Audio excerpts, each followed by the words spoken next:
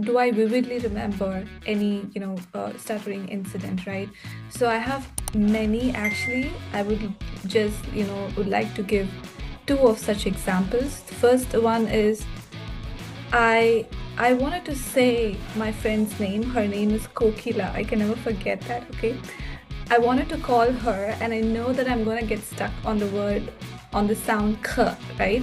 So I just went Kokila and I didn't feel anything after that. But there was a boy in front of me. We were just this happened during fifth grade, okay? That boy wanted to, make me feel bad for that, and he imitated me.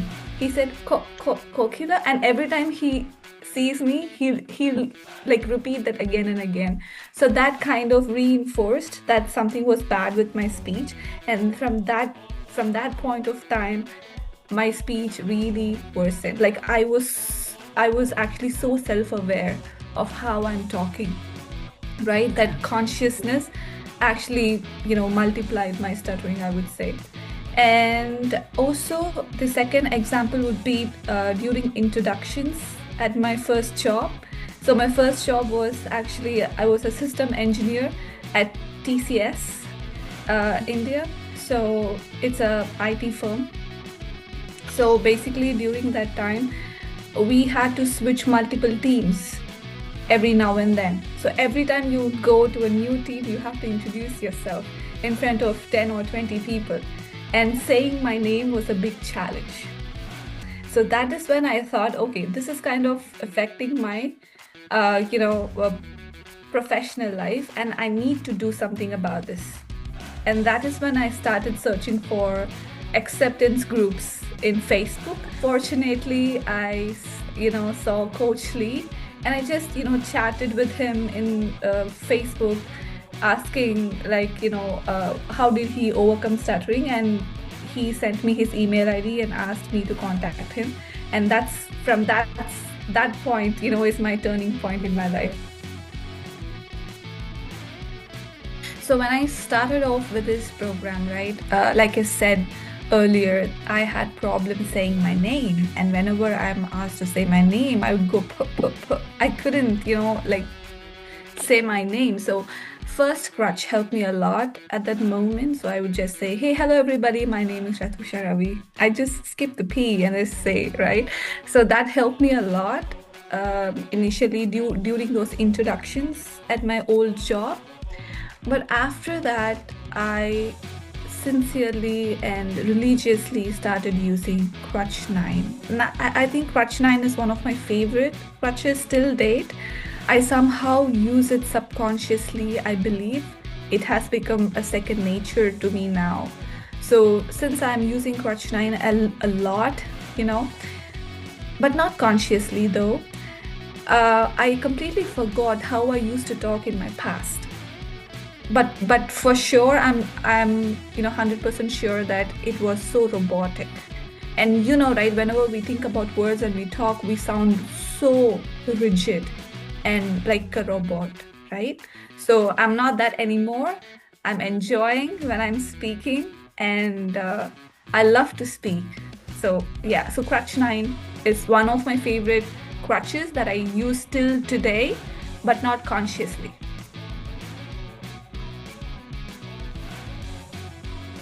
I learned the crutches maybe in few weeks. I don't remember exactly how many weeks, but I think I learned the crutches maybe in 8 weeks, which is 2 months, and that's when I stopped stuttering, right? But if you ask me when I actually mastered it, I would say more than 8 months. Okay. Because though I knew the crutches, I couldn't use it in every single situation because the pressure, depending on the pressure, I would dial it up or dial it down, right? I have to be always conscious that I have to use the crutch. And whenever I had a problem with my speech, when in retrospect, I always know that I didn't use a crutch. And that is why I had a problem. And the more I started to realize and learn from my mistakes, the more I started to use it a lot more in my speech. Yeah. So So definitely it will take a lot of time to master the crutches. So my suggestion is that just take one crutch at a time and try to use it a lot until it becomes automatic. And then you can combine the other, maybe in short link stop, just start with stops first and then go to linking and then the short. So when you do it independently, when you train on these elements independently, it helps you to get deeper into that crutch and kind of, master it. When I was in India, I obviously, took a step in always ordering the food outside in the restaurant. I will not let my mother or brother order it. Instead, I will do that. I will take that initiative and go and order. And then after, but if you say, was I always successful? No. I was not always successful, okay? But every single failure taught me to stay more, consistent with the crutch. So that is what you learn. So gradually expose yourself. But once you fail, don't get, worry or don't worry about it. All you have to think about is double your homeworks. Where did I go wrong? How can I make it better? Right? So that's how your mind should process instead of sitting and worrying about that one incident, right? And then slowly I started doing started to talk with bank employees, right? Since my father was, I think by the time my father passed away, so I had to do all the, mail stuff at home. So going to the banks and doing, the bank transactions. My mother can't always do that. So I had to step forward and do all those things. So that put me under spot many times, but it also was a challenge for me where I could explore different crutches, especially stops and crutch 9 worked the best for me during those times. To be very honest, I don't spend time reading every day now. Instead, for example, if I kind of, come across an email or something, I do read it aloud, but I don't like dedicatedly spend time reading aloud anymore. And with regards to mind training, I do it once before sleep, and my mind training would mostly be around my future goals. It's not about my speech all the time. It's about maybe, buying a house, or, things like that. And also giving a TED talk. So these are my future goals, and my mind keeps manifesting those. And my affirmation will also be in line with what I manifest. So these, and then of course with coming to speech plan, I think I use it naturally whenever I speak. So I don't consciously think. If I'm getting nervous or tensed, all I have to tell myself is slow down. And when I slow down, the crutches slow naturally for me at this stage. And of course, I have relapsed multiple times in the past. So after I became fluent, or after I became a PWSS in just 2 months in 2017, right? After that, I was overconfident and I stopped doing my 1, 2, 3 punches. And eventually I dialed down on the crutches so much that it was completely non-existent while I was speaking, right? And that's when I relapsed. So, and then I came crying back to Coach Lee saying that, I relapsed, I don't know what to do, I'm very scared to speak. And then he asked me, did you stop doing your 1, 2, 3 punch? And I said, yes. And he just, gave me a knuckle sandwich and then said, no, you're not supposed to. You have to, keep doing it.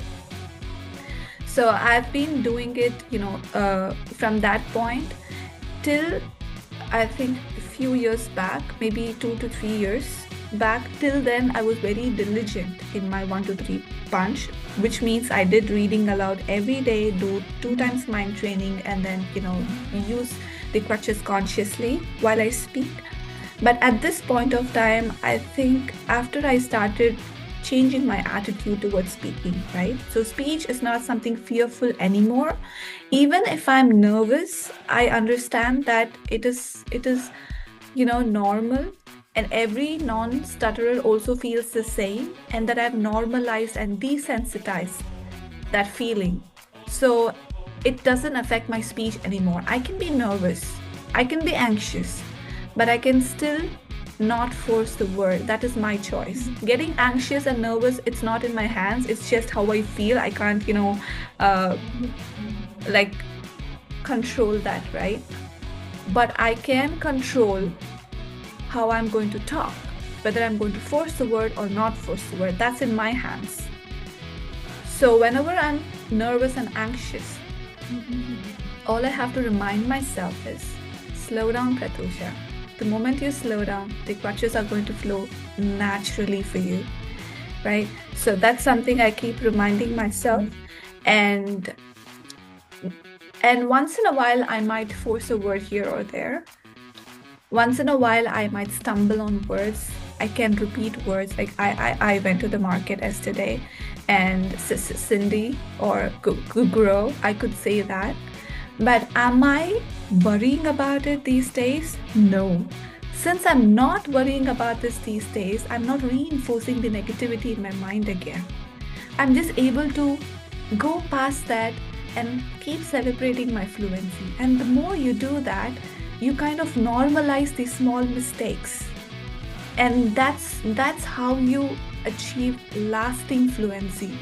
The moment I think about the mistake that I make today, I'm going to go into that hellhole again, and I have to work my way up from the scratch, which I don't want to, because I've put effort all these years, and I don't want to cry over that one single instant that pulls me back, right? So all I have to do is double my homework. If I felt that incident was a little bit stronger, I would come back home and I'll probably again start reading aloud for 1 hour every day. So yeah. So but luckily so far I did not go into that extent where I had to come back and start reading aloud for 1 hour. So that hasn't happened so far. But if it does happen, then I am okay and all right to start my practices again from the scratch.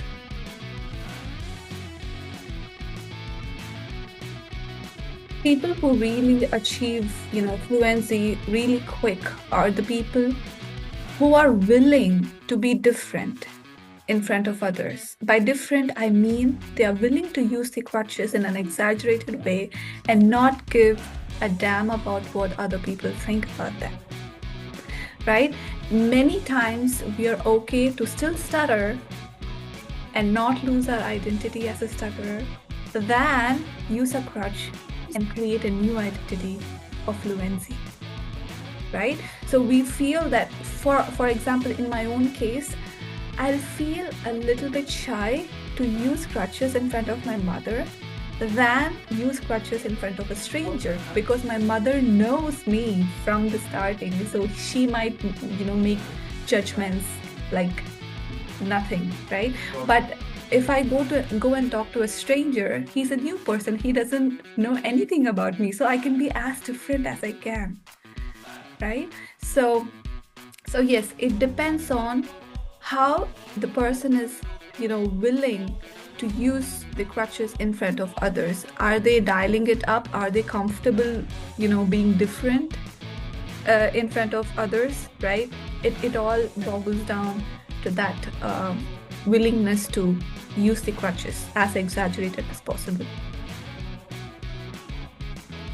My heart was pounding all the time while I was on the stage. I could literally feel my heart come out of my mouth. It was pounding that heavy, right? But I kept telling that I'm just excited, right? And the moment I started telling that I'm excited, though I know that it was not true, but at some point I just believed that that's what maybe I felt, right? And then I just went onto the stage and used sing-songy way of speaking, right? And then I was too afraid to speak that way because I was fearing what others might, think about my speech. But in that moment, I didn't care because I just wanted to be fluent at that moment. So I just went and a sing-songy way of speaking and nicely used the pronunciation crutch. And once I got into that flow, nothing else mattered because I heard myself being fluent, and that gave me a lot of confidence to move on from there, right? Yeah. So I think hard work and practice is the only key to confidence, right? I've really worked hard with my speech, and I've also explored my speech in different situations to just test whether I'm able to speak fluently. The moment I start thinking about the solutions, which is the crutches while I speak, and not giving, not giving any care about who is in front of me, 99.9% of the time I was fluent. And once I realized the truth, I didn't, shy away from that, because the truth is truth, right?